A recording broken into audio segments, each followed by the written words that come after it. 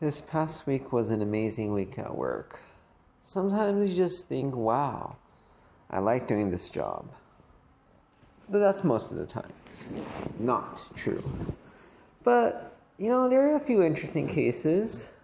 People I like talking to. One was a very active older gentleman with seemingly a much younger wife who passed out the morning after he had been drinking a bit more than normal. He also had loss of bladder control. He had good questions about how to know if he had a seizure. I don't. I don't know if he didn't have a seizure. I don't. Why did he have a seizure? Well, it could be that he drank too much. The first step is to stop drinking so much. And, I say this somewhat sarcastically. We had a good conversation. And then there's the patient who had seemingly symptoms of acute heart failure, which from prior experience, you're like, oh, drug-induced, except that he didn't use any drugs. And I checked a urine tox screen, and he actually didn't use any drugs, as in they weren't in his system. And I presume, after knowing him a bit more, he's not that type of guy. He's your sort of nerdy guy, in between jobs, working in the IT field as a tech support guy. But more the guy who crawls under the desk fixing your stuff than the guy who's there, fiddling away at the computer. But his heart was okay, strangely, with a normal ejection fraction, no wall thickness. He's not yet 50. So I had told him that there's 3 parts that could be wrong. Could be your heart, could be your liver or kidney. But his liver looked fine, at least per the numbers, whatever that means. And the kidney looks fine, at least per the creatinine, whatever that means. And it's all a very interesting situation to try and figure it out. Because the question is, what is it? And you realize that it's not quite so simple. An organ system is not defined by one test. Most of our tests actually don't tell function very well. They're static. We could see results of years of disease and dysfunction, but that's a little bit different than saying that they're functional. It's like a man who's older. He may still, have quite a bit of years to go, but in terms of how much he could do, probably being quite different than when he was younger, half his age. But he may look the same from the outside. You just can't tell the inside. And ironically, even though we have many ways of peering inside, we actually can't tell the inside, as in how something's actually working.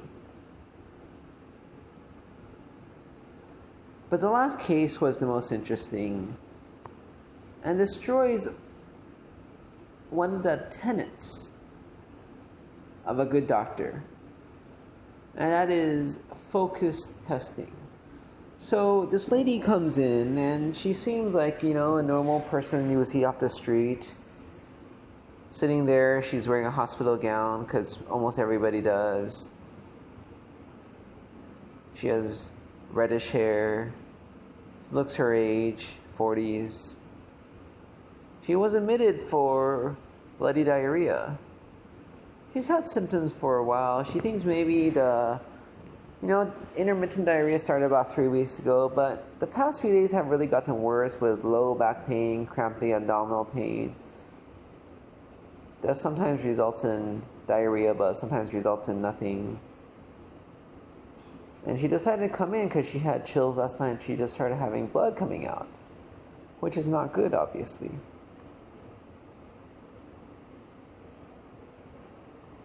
So the ED already ordered imaging studies. The CT scan's the easy one we do all the time.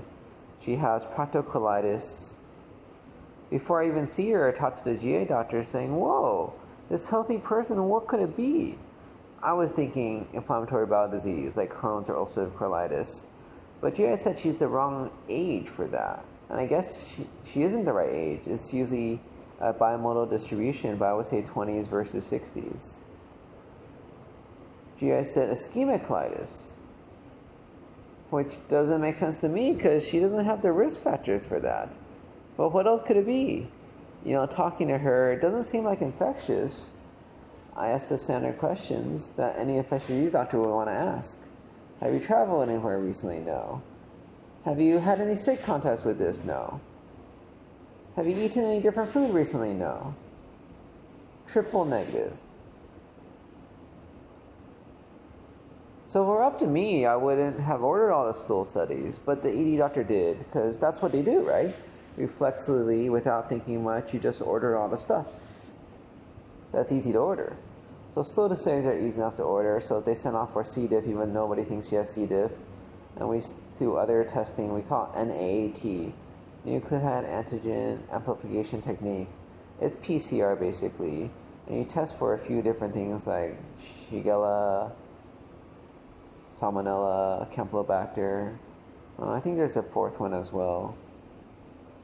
So after I talked to her, was thinking that time will tell, we'll see what happens. The nurse pages me. The patient has Campylobacter. So I give her a call, we talk about it. She's like, yeah, she asked the patient how she could get exposed to it. She said, maybe salmon. And I was like, no, salmon's irrelevant. It's not from salmon. I looked it up. It's from poultry. A lot of chicken are colonized, apparently. But what are the other options? Because the lady doesn't eat poultry. She doesn't really eat meat. She eats fish sometimes, but not meat otherwise. And thinking back further, if you give her more time, she'll think of other things like cross-contamination. But all of us get exposed, and in terms of hygiene, not all of us have the greatest hygiene. I work in a hospital, I don't wash my hands all the time, and I don't get sick. It just doesn't make very much sense. But she has it. And this makes me think, if you put this out on a medical exam, nobody would have gotten the answer. Because it doesn't make any sense. If nobody else had ordered the studies, you wouldn't have gotten an answer either.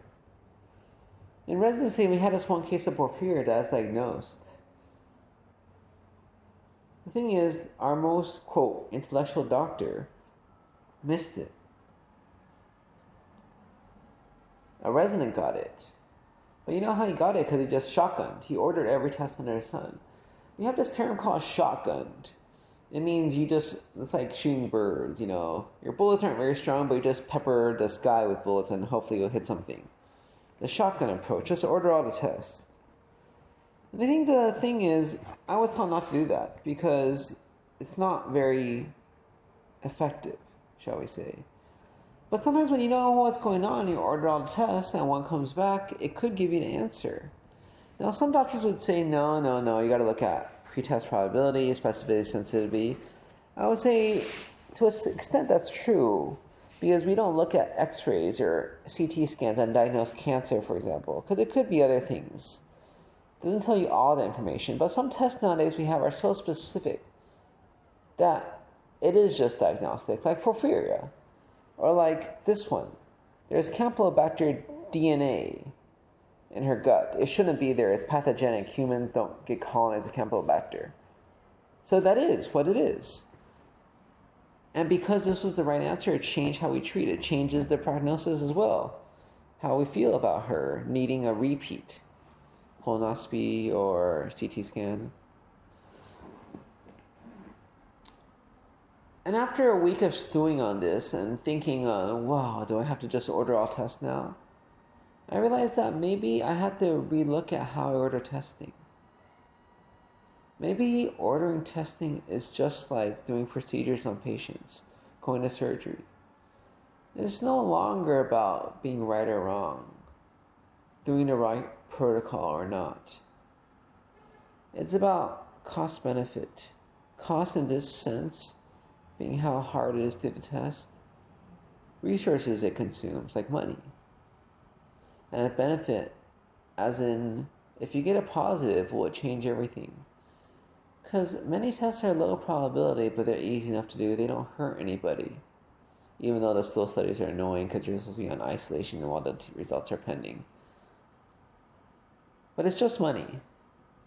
And if it gives you a positive result, that's going to change an awful lot.